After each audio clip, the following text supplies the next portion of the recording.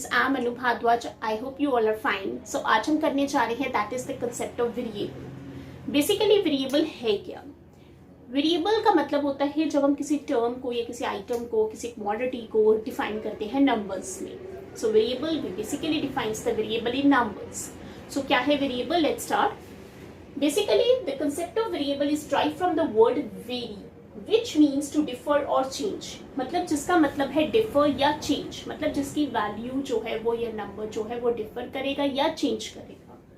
Variables refers to the quantity or attribute whose values vary from one investigation to another.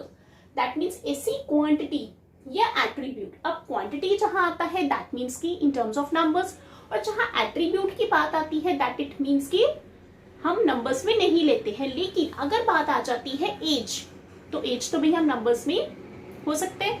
So that means कि ऐसी quantity जिसकी value very करती है एक investigation से दूसरे इन्वेस्टिगेशन पे. कैसे?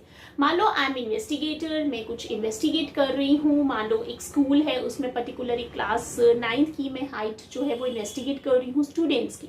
और इसी तरह एक और स्कूल है, वहाँ पे भी मैं क्या है इन्वेस्टिगेट कर रही हूँ या इन्वेस्टिगेट कर रहा है. दैट मीन्स कि क्या है कि वेरी कर रही हो सकती है वैल्यू जो है वो वेरी हो सकती है, मतलब एक इन्वेस्टिगेशन से दूसरे इन्वेस्टिगेशन पे, क्योंकि हाइट्स जो है वो क्या है वेरी कर सकती है.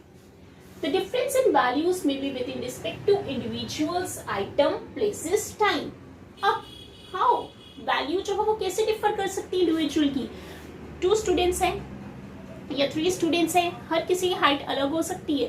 दैट मीन्स इंडिविजुअल के अकॉर्डिंग भी वो वेरी कर सकती है, आइटम्स के अकॉर्डिंग भी, प्लेसेस के अकॉर्डिंग भी, टाइम के अकॉर्डिंग भी.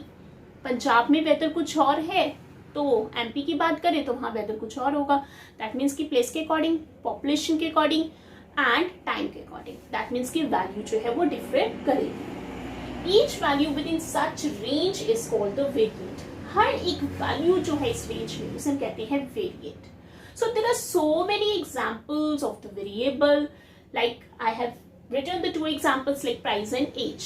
अब प्राइस जो है वो वेरिएबल हो सकता है क्योंकि हर एक कमोडिटी की प्राइस जो है वो अलग होगी ना. मार्कर की अलग है, हम बात करें टेबल की अलग होगी, इसकी डस्टर की अलग होगी, ठीक है ना. दैट मीन्स कि प्राइस जो है हर एक कमोडिटी की अलग हो सकती है या होती है. और एज भी तो भाई क्या है, एक वेरिएबल ही है ना. अगर हम एक एल्डर की बात करें या क्लास में स्टूडेंट्स हैं उनकी बात करें, ठीक है ना. और जो एज है वो वेरी कर सकती है क्योंकि एल्डर, टीनेजर, मतलब एज जो है वो उसमें भी कितनी सारे आगे एस्पेक्ट्स आ जाते हैं. मतलब कि एक एज हिट्रोजीनियस है ना, तो दैट मीन्स कि एक एज भी क्या है एक वेरिएबल होता है. दैट मीन्स कि वही बात आती है कि as is a variable as age of the different students vary. मतलब अलग अलग स्टूडेंट्स की जो एज है वो वेरी करती है. So this is the only I have told you the concept of variable. Variable की basically 2 types होती है, एक आती है discrete, एक आती है continuous. दोनों बहुत इंपॉर्टेंट है. नेक्स्ट टाइम मैं आपके साथ ये दोनों जो टाइप्स है वो डिस्कस करूंगी, क्योंकि अगर वो कंसेप्ट आपको अच्छे से समझ आ गया तो स्टैटिस्टिक्स और इकोनॉमिक्स जो हम कर रहे हैं आपको बहुत हेल्पफुल होगी.